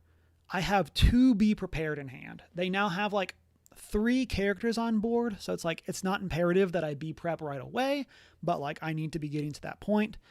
So they take a be prep. And I draw an inkable, I ink it, go up to 6. My next draw is another Be Prepared. So now I'm stuck at 6 ink with 2 Be Prepared in hand. I then, my opponent daisies. Oh, no. Then my draw after that is a Lucky Dime. And so I have 3 7-cost uninkables in hand. My opponent has played a daisy, activates daisy. I reveal the top card of my deck. It is another Lucky Dime. So that goes on the bottom. And then my third draw, is my 4th Be Prepared. And so now I have hit like basically all of my high value uninkables in like 4 turns. Like, Madame Medusa would have been fine because I could have destroyed one of her characters. I think I had a little Sisu in play at this point, so like I could have shifted into big Sisu. I don't know if that would have killed much. I probably would have killed 1 or 2 things. Like, but no, instead I hit B prep and both Lucky Dimes in those runs. And then by the time I was able to cast Be Prepared, like, it just didn't matter. Like, and I just could not get out from under the value. And I think that was because they played blue, which again isn't in this list, but like, they ended up getting, I think, 2 blues in play, or they had 1 in play, 1 in hand, something like this. And so like, it was the point where it's like, yeah, I could be prepared, but then blue was just going to win the game. And so, whereas like, if I could have like be prepped earlier and just left blue in play, like, sure, they're going to quest for 1 lore a turn. But I could have found some other way of stabilizing or trying to rush the win, and I just could not get there. And play Magic, you can definitely handle Sisu on us. I'll let you know if you want any matchup tips. You play Sisu last set, and I also played like the meta list, except for Ruby Aim. Oh, nice. Thanks, Supa. Yeah. So yeah, it's been an experience. So that was my third loss to go 1-3-1. Yeah, super brutal. Had a lot of fun. Again, I feel like I said this throughout. Learned a lot. Like, that was definitely was my goal going into this, was to, again, my dream was 3 wins. And yeah, so I feel like, again, so round 1 was discard. I had no shot. Round 2, I won. Round 3 was the draw. And that, again, is the one I think I could have won. Like, I think we drew on time. I think there's an alternate world where either I concede game 2 earlier. But that's one I feel like there's another way of playing that, especially around game 2 where I could have won. Round 4 was a loss, no chance. And so like round 5 was the other option where, like, again, I don't know if that Sisu misplay in game 2 is what cost me the whole match, but like it was definitely pretty brutal. And then hitting 4 like 7-drop uninkables in a row in game 3 also was hard. Yes, you're correct, Super. I'm definitely missing some of the cards. Yeah. Not having half sharks is a big part of like why that matchup is so difficult. Just like not having ways of recurring my actions and things like that. Definitely is what makes that super challenging. Yeah. So that was the match, those were my matchups. Happy to play more. I'm definitely keeping an eye out for other tournaments. There is actually one this weekend, but I have other plans. So I'm not going to be going to that one. And so we're going to kind of just see how the game shakes out. I'm still planning to go to locals, Panda Boy. And yeah, I'm excited to see what happens more with the decks. And so since the new set did drop, there's definitely been some interesting stuff that has come out for the new sets. There was another, like, again, like Melee says that like our tournament was like 22 players. There was another like huge tournament that I think was like over 100 something that weekend. And so this is a deck that was played there. Panda Boy, how's your day going? This kind of goes to what I was talking to Fluffy about earlier. So like this is a version of the blue-red deck that like is much more item focused. So it's like I'm playing, and a lot of the versions of the deck seem to be the previous deck had been playing around 11 items. This one's playing 22, so a whole bunch more. There's also a version that's not playing half sharks. Playing Sapphire Steel deck from that tournament, and the Sapphire Steel deck. There was one, I don't know where he placed, but in round 5 he was at the top table playing Sapphire Steel. Why didn't you win, Stare? You have to go back and watch everything, Panda, for my breakdown of my misplays and all of those things. And so, yeah, so Sapphire Steel seems really cool. I like this list a lot because I really like this new bell. It's a very different version of the deck. It's like this one is playing Unconventional Tool that lets you play pay 2 less for an item after it's banished. So like it lets you play like Sapphire Coil for free. Or pay 1 for Fishbone Quill, like pay 1 for Workshop. So this is really interesting. And then, yeah, it is plain Bell, so she is cheaper based on the number of items in your discard, and then you can quest for maximum of 6 with her because of her repurpose ability. So like this list is super cool. And I think as someone who, like I said throughout this, like Tamatoa So Shiny is like probably my favorite card in Lorcana. Like this is definitely much closer to the vibe that I have wanted when it comes to the game. And so I might start trying to build towards this. The problem here being Tamatoa Happy as a Clam, and then Scrooge McDuck, which is like one of the other big chase cards from the new set, are both super expensive. And so that's something that's going to be way out of the picture for a while. So it's not only a shift 7, but it can lower depending on discard pile. Correct. correct, Fluffy. So yeah, so ideally, like, because you have Possicle, so like if you just have your Possicles sitting in play, you could banish them to then shift for less. And then a lot of times you're not going to be using, from what I've heard from people, like you're not going to be actually using Repurpose to put items in the bottom of your deck because you would typically much rather have them in play. This is something that like is kind of on your final turn. How you win the game is with the extra 3 lore from these new legendaries. Yeah. Yeah, Supa. It's something where it's like, man, I sure would love these cards that everyone else also wants. I did open a trove and got no legendaries, period. Which sucked. Let alone obviously did not get the ones that I was looking for. And so yeah, we'll see how I'm going to shake things out. Legit might be kind of going towards this deck, and this being the way that we're going to build. Yeah, it's not, I mean, like Belle still quests for 3 and is a 7/7. Like, she's big. Also the enchanted for that Belle is probably one of like my favorite arts in the game. Like this enchanted art is so cool. Oops, that's the regular version. Oh, scroll down. Like this art is so cool. Your wife pulled the enchanted. So many people in the Discord I'm in have been posting pictures, and I'm so jealous because I have not opened an enchanted yet.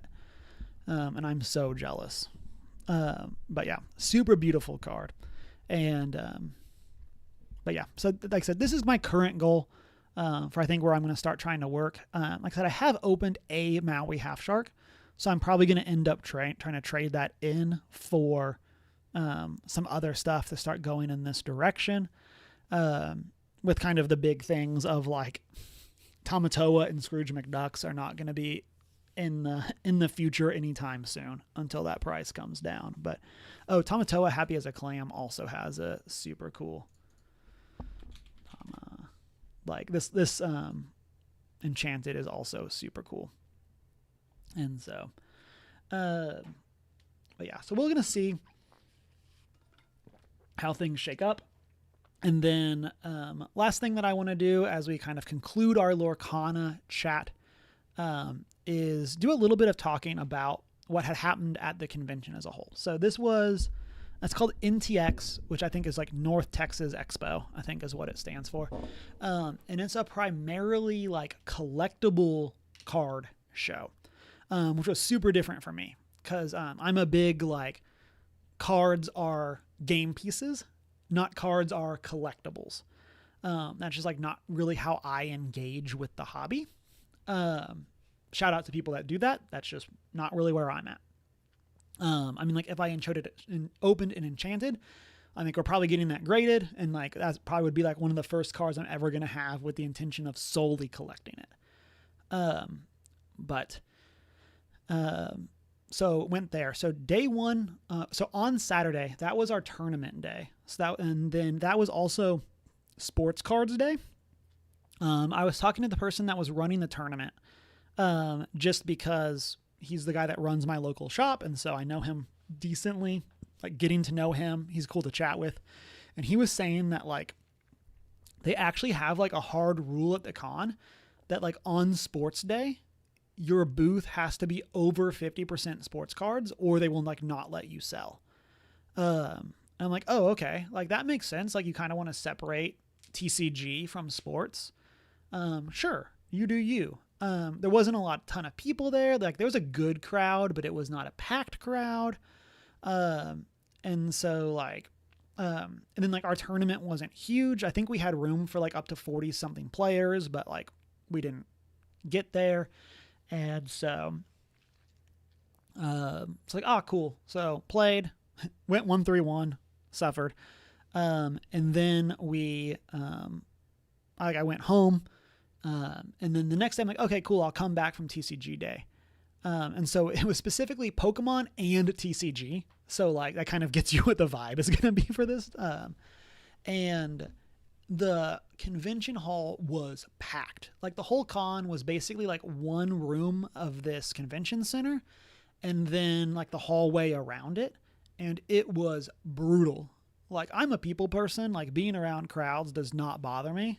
But, like, this was so many people that, like, honestly, day one needs to be TCG day. Like, if you want to do Pokemon, like, have a separate Pokemon day. But, man, it was brutal with how packed everything was. And that really made it difficult to, like, walk around and look at booths. Like, I had brought some, like, Magic cards that I was hoping to sell, and I just, like, never even wanted to stop and get my binder out. Like, I was like, we'll deal with this another time. There were so many people there, so many awesome booths. Like, shout out to the vendors. And so, like, with it being Pokemon and other TCGs, it was probably 85% Pokemon, and then like 8% Magic, and then like whatever the remainder of that is, every other TCG. So there was a decent amount of One Piece. There was some Lorcana, and that is not as much as I had wanted.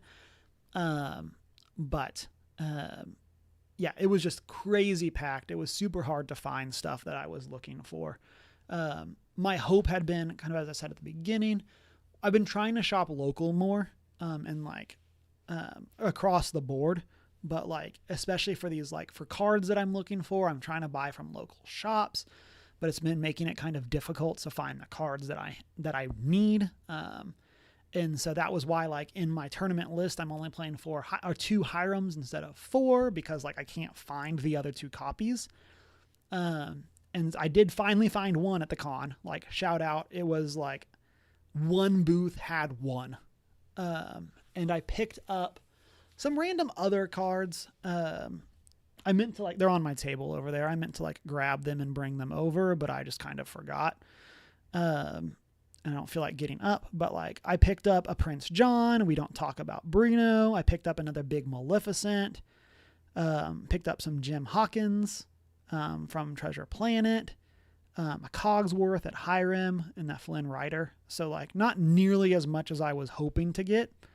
But I was able to at least find some of the cards that I was looking for. And then there were some good deals. And so like, some of the cards that I picked up, it was like 5 for $2 each, and then get if you buy 5, get a 6th card for free. And so like, that was cool. Like, again, picked up some decent stuff. Hiram was the biggest get. I had asked the booth that they had one, and they said they thought they had sold it. And then someone else was going through the Lorcana cards, and they flipped past it. And I like literally was like, ah, like, wait. And so like, I reached over and grabbed it, because it was clear that, like, I mean, if they had wanted it, I would have let them have it, because they were the ones that was there first, but it was clear that they were going to just pass it up. So I just went and grabbed it. I'm like, yes, at least I can get one on my quest here. And yeah, so happy to have done that. Happy to have finally gotten one. There's a lot of people selling Enchanteds, and man, there's such cool art. And I'm trying to think if there's anything else crazy Lorcana wise that I saw. Nothing too much. I did look around, while I am not into Pokemon cards. I did look around at a bunch of the different booths. There was a booth that had 10, they were graded as 10s, and it was all of the evolutions from the latest set in like the super fancy art. And I think they were all serialized and in order. Or they were sequential. I guess that's the term. And so like, it was insane. It was my first time seeing like the super fancy Umbreon. Yes. The full EV Terras. Yes, exactly. Those fluffy. They had all of them. It was my first time seeing them in person. I had seen like pictures of them online, and I'd seen them in like YouTube videos, because there was like a Pokemon YouTube channel that I follow.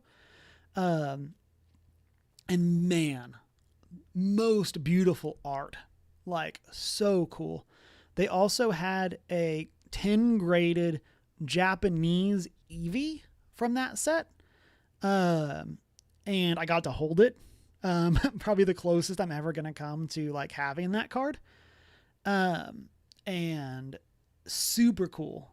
It was awesome to get to see that. I didn't even ask how much it was, how much, like theoretically, if someone wanted to buy them, they were definitely there more for like the display than actually like purchasable.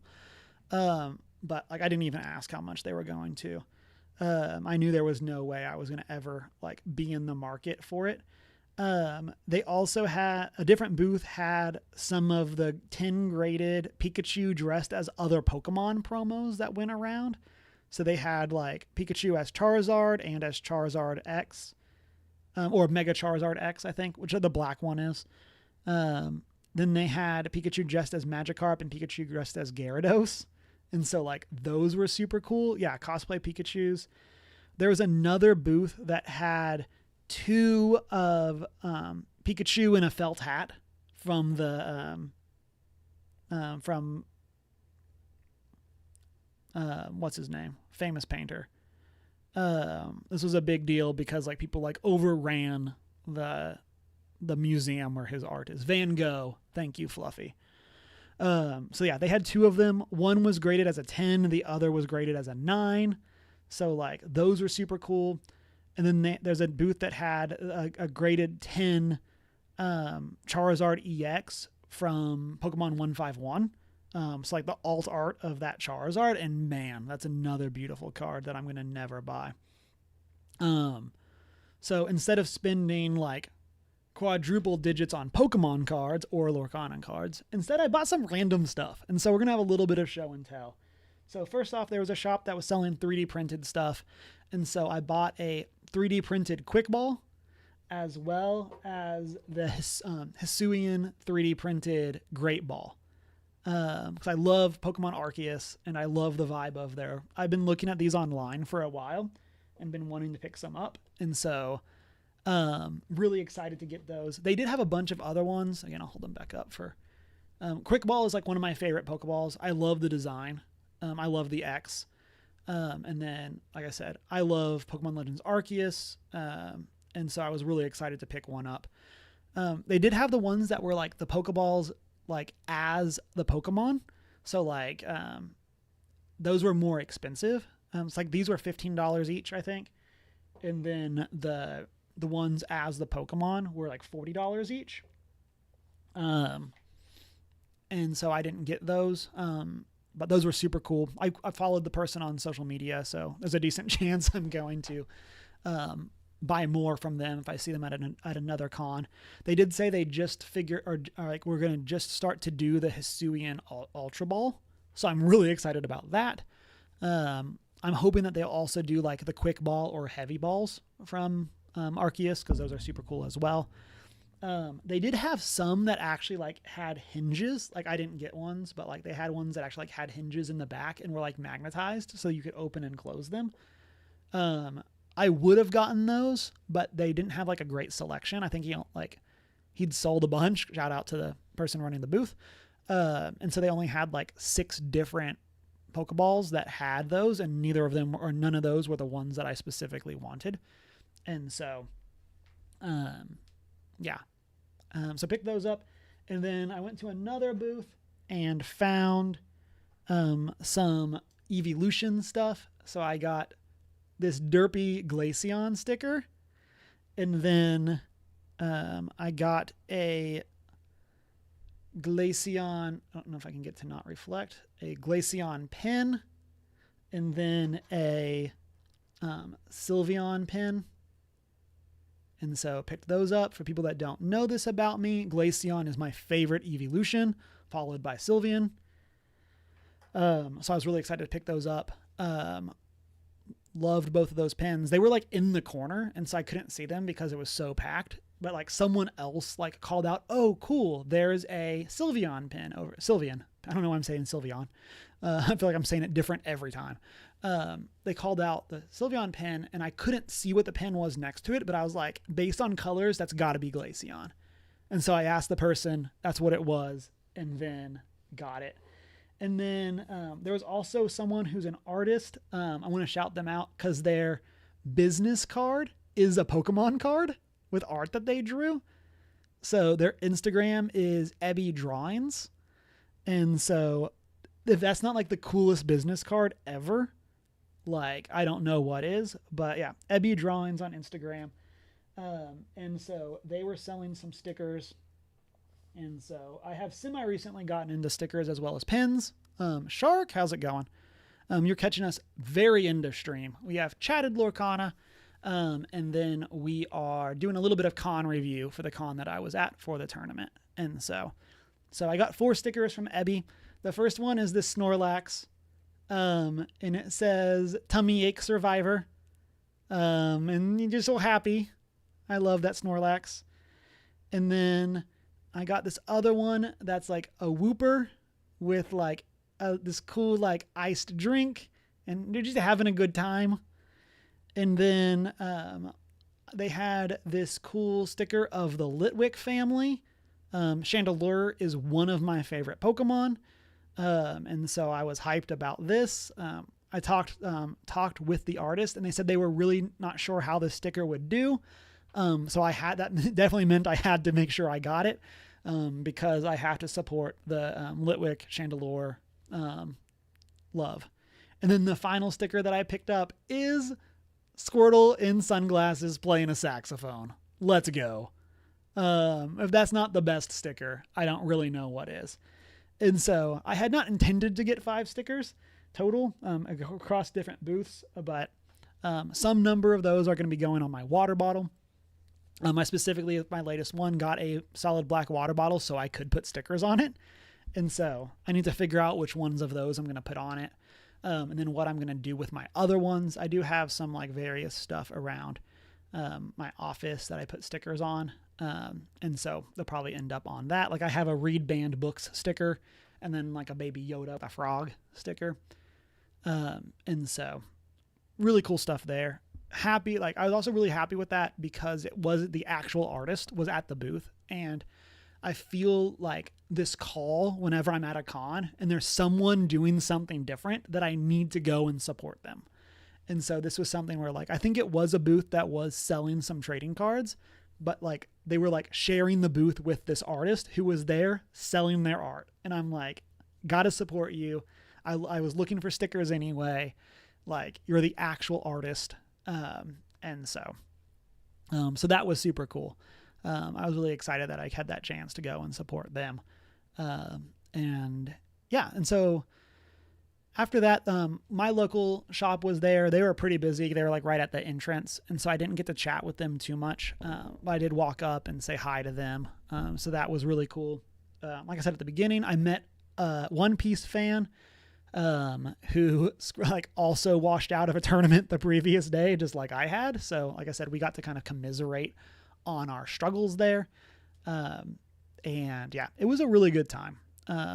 Again, I enjoyed the tournament, wish I would have done better. And then like, I really wish the con had more space.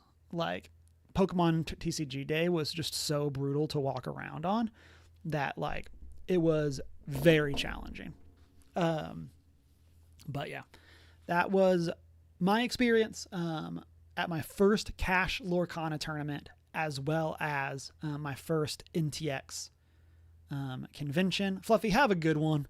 You may yet drag you into the game. Hey, let's go. Like, we can play online. I'm ready. And we can go to tournaments together. Like, all aboard the hype train, Fluffy. I'll chat with you in Discord tomorrow. But yeah, so it was a good time, good weekend, fun, busy. Like, it was definitely something where I'd played like 5 rounds of Lorcana at Set Champs, the very first time that I had played competitive Lorcana. But this is the first time since then I had played 5 rounds, and man, playing the slog of a match 3, it was very brutal. And it definitely is like a different kind of like making sure you stay sharp and stuff like that. But I'm excited for more. I'm excited to keep an eye out for other local tournaments, and continue getting better and learning more about the game. But all that said, then that's probably what we're going to call it for today. And any of our new people, welcome in. Glad that you're here. Shark Forge especially, as well as Super Free. Thank y'all for coming by and saying hi. Shark, thank you for that follow. I'm hoping that we're going to do a lot more Lorcana content in the future. You got BD1 also.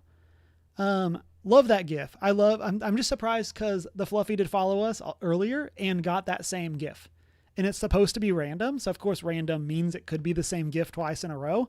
But it's a little weird that it was the same one twice in a row. And so, but yeah, I love that BD1. I love BD1. I love that gift. Huge Star Wars fan. Let's go. And so, I'm hoping that we're going to start doing some more Lorcana stuff. I don't know exactly what that's going to look like. I might start doing some sort of set review type stuff, similar to what I've done with Magic in the past. Not 100% sure. I would also love to start playing like web games. The problem being that like a lot of people that I know IRL don't play, or a lot of people that like I know in like my streaming space don't play Lorcana. And so I need to figure something out there. Because I would like to start playing more. I do really enjoy it. And so we'll kind of see what happens there. And then upcoming stream things. Not 100% sure if we'll be streaming on Thursday. I have a busy weekend, and so I might just take Thursday as a relax day. We'll see. The opposite is also true. Instead of streaming on Sunday, I might take that day as a chill day and stream on Thursday. Not 100% sure. But I do want to get back to some Ghost of Tsushima, like we've been playing. So we'll kind of see what the vibe is. And yeah, just kind of see what we're feeling for Thursday and Saturday. There's also a decent chance that we use one of those for some like tabletop RPG campaign prep. So we'll see. I'm going to kind of just like let my heart be my guiding key, and see what I'm in the mood for and what like I'm ready for, but we'll see. Again, hopefully streaming Thursday. But we'll see. Just going in, like I said, going into, really busy days on the weekend. But again, thank you everyone. Appreciate y'all coming by. Appreciate you hanging out. I hope you have a fantastic rest of your Monday. And then I will catch everyone around later. Bye.